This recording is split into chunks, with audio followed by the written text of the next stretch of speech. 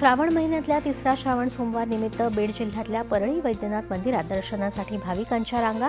मंत्री पंकजा मुंडे यांनी घेतलं दर्शन।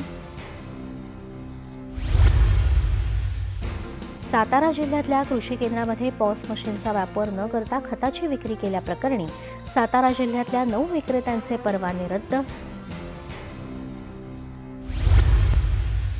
जालन्यात अंबड तालुक्यात अवैधरित्या वाळूचं उत्खनन करणारा एक जेसीबी आणि एक ट्रॅक्टर महसूल विभागाकडून जप्त।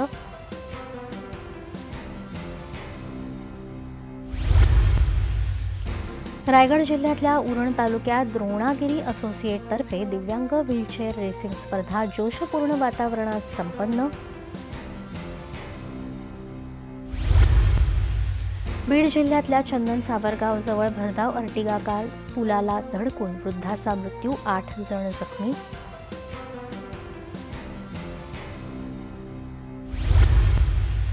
बुलढाण्यात मेहकर इथं समाज प्रबोधन करणाऱ्या कीर्तनकारांचा केंद्रीय मंत्री प्रतापराव जाधव यांच्या हस्ते सन्मान।